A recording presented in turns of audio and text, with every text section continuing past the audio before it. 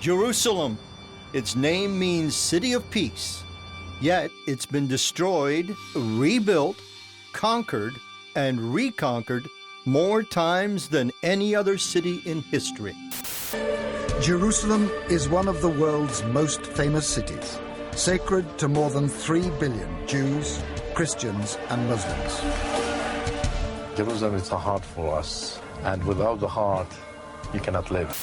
Jerusalem is holy to 3 faiths, the prize of empires, and the site of Judgment Day. How did this small town become the center of the world? The Bible is very clear that Jerusalem is the center of the world. And with all of the international conflicts and struggles going on around the world, is Jerusalem really the center of the world?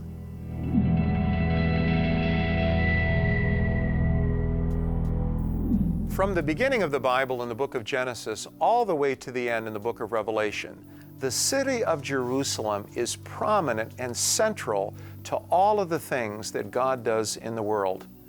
The Bible is very clear as you study it that Jerusalem is the location where Adam and Eve were created. But also for us as Christians, not only is Jerusalem told to be the center of creation, but it also is the center of God's great work of love and redemption in sending Christ to the cross.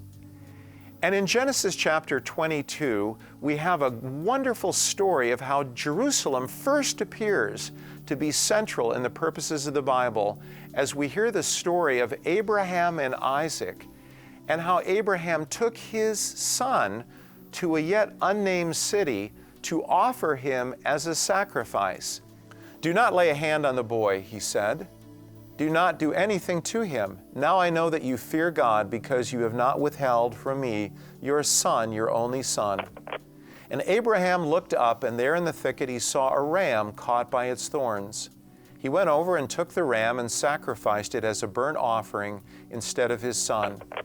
And so Abraham called the place, "The Lord will provide." And to this day it is said, "On the mountain of the Lord it will be provided."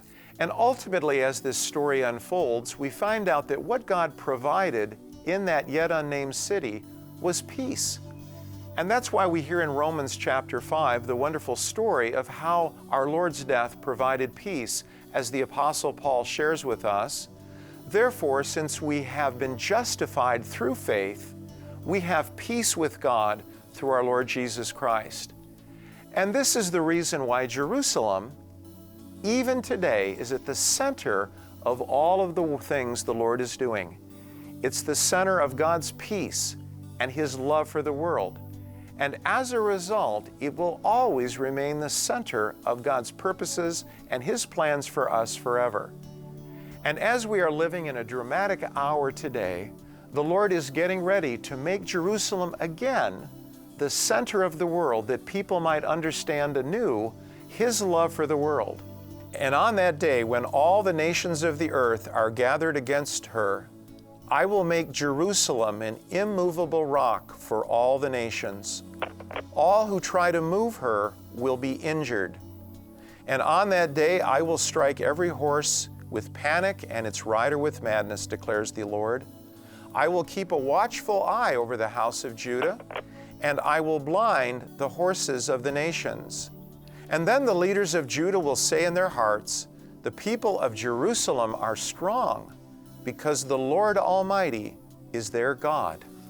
And the great message of Genesis chapter 22 and Zechariah chapter 12 is that Jerusalem is and always will be the center of the world.